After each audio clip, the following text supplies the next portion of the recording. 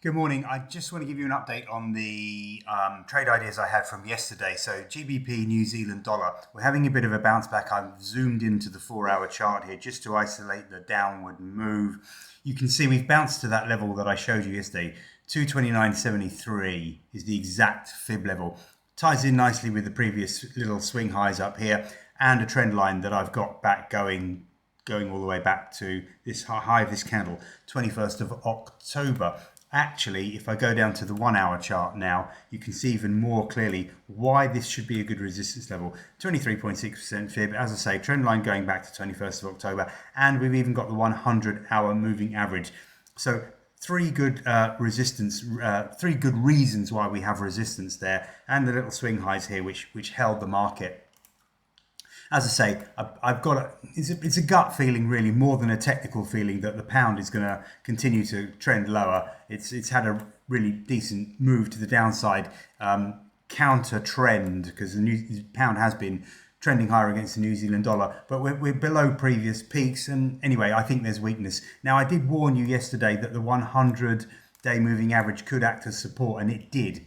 But I think that will give way eventually, and I'm going to stick with what I believe is a developing bear trend. We'll find out if I'm right or wrong. Of course, if we break above I'm going to say 230.00, then we want to get out. It's a very, very small risk and worth the risk to see if I'm right about this developing bear trend. If we break up, we could get to 30.80, 230.80, and I'll look at that tomorrow to see if that's a resistance level that we should be trying to sell again. Initially, my intuition is that we should do. We've got a swing low around that area. We've got the 50-day moving average around that area. I think sooner or later the bears will come in and take back control of this market, but good opportunity for me to just give you a recap on that trade. Now, yesterday I was also talking about selling the pound against the US cable, as we call it.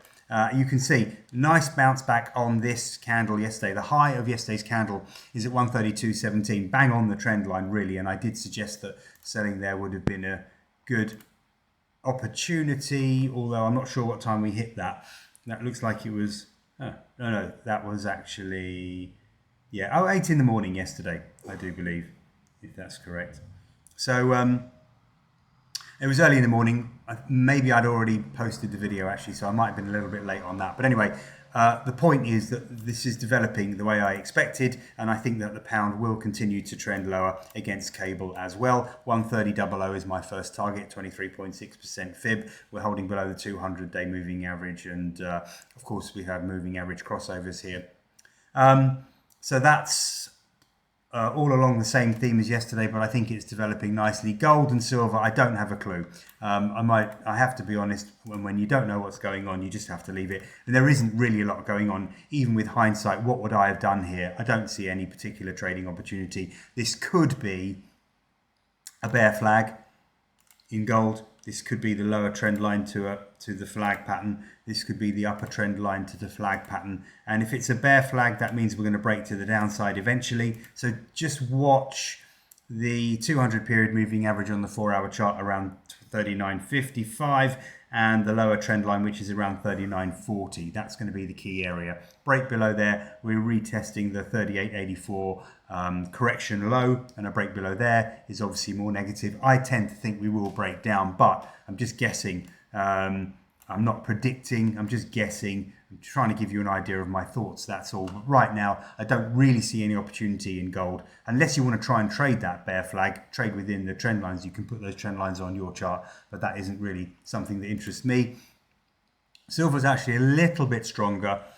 Silver's pushed up through the 23.6% fib, and it's trying to get through the 38.2. So that's seeing something of a recovery. I don't know. We're retesting the highs from the 23rd of October. If we were to get through there, we're going to test the 50% fib and the 100 period moving average on the 4-hour chart. But for some reason, I can't get excited about this pattern or these moves at the moment.